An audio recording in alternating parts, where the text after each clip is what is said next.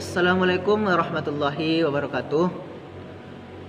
Innal hamdalillah nahmaduhu wa nasta'inuhu wa nastaghfiruh wa na'udzu billahi min syururi anfusina wa min sayyiati a'malina.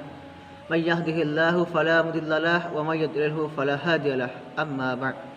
Qala Allah Ta'ala fil Qur'anil Karim, a'udzu billahi minasyaitonir rajim. Bismillahirrahmanirrahim.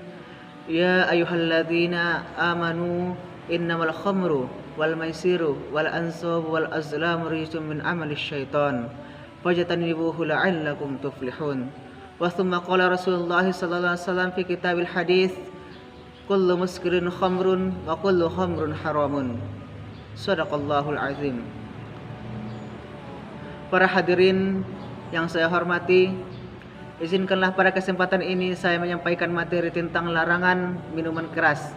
Sebab kita sadari bersama masih banyak orang yang menganggap tentang dosa minum minuman keras, sehingga seringkali kita jumpai seseorang tekun menjalankan sholat, namun jika bertemu dengan temannya dalam suatu acara, lalu ia ketika ditawari segelas minuman keras, dia menganggap minuman keras sedikit saja boleh atau dimaafkan, padahal sesungguhnya sedikit atau banyak namanya minuman keras tetap saja diharamkan. Rasulullah SAW bersabda, setiap minuman yang memabukkan haram, banyak atau sedikit tetap haram. Para hadirin rahimakumullah, hendaklah kita berhati-hati minuman keras ini.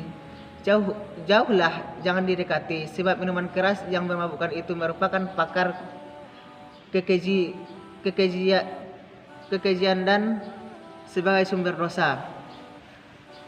Iman dan khamar tidaklah dapat dipertemukan dalam tubuh manusia. Pasti salah satunya akan dikeluarkan dan dikalahkan. Jika kita meminum khamar dan minuman keras, pasti iman kita akan lepas. Jika iman tidak kuat, maka kita tidak akan sudi meminumnya. Diterangkan dalam hadis bahwa bau harum surga itu sudah dapat dirasakan sejauh 500 tahun perjalanan. Namun ada 4 golongan manusia yang tidak dapat merasakan bau itu.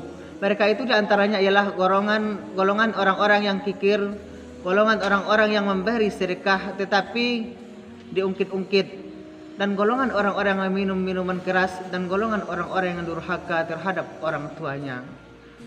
Dalam hadis yang berasal dari Aisyah radhiyallahu anha, bahwa Rasulullah SAW pernah bersabda, barang siapa yang memberi makan peminum minuman keras sekalipun hanya sesuap, maka ular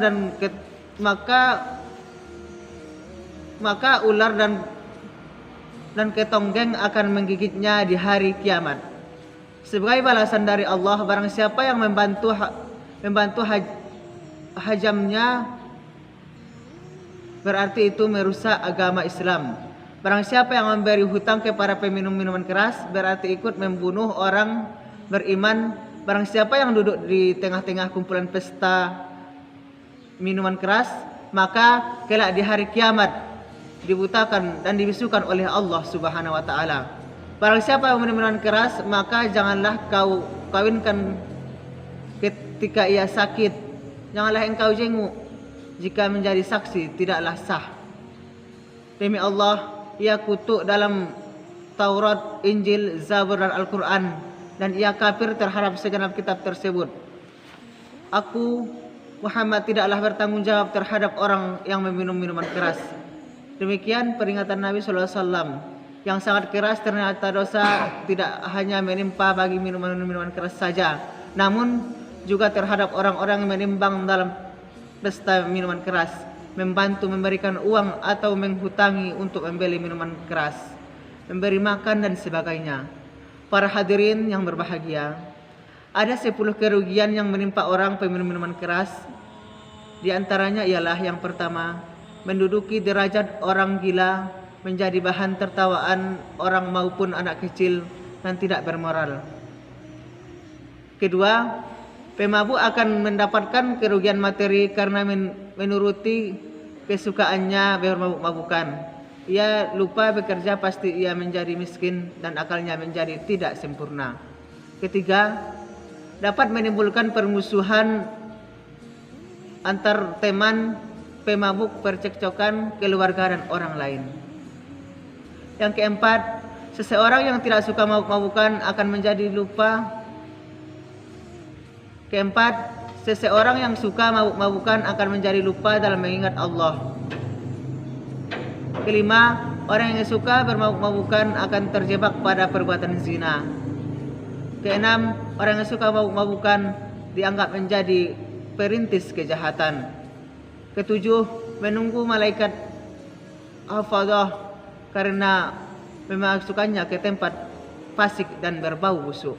Kedelapan, bagi peminum arak akan mendapat hukuman deras sebanyak 80 kali pukulan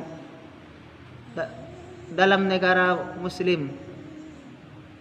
Kesembilan, orang yang sekali saja meminum minuman keras, mabuk atau tidak, sedikit banyak, maka doanya dan amal kebaikannya akan ditolak selama 40 hari lamanya.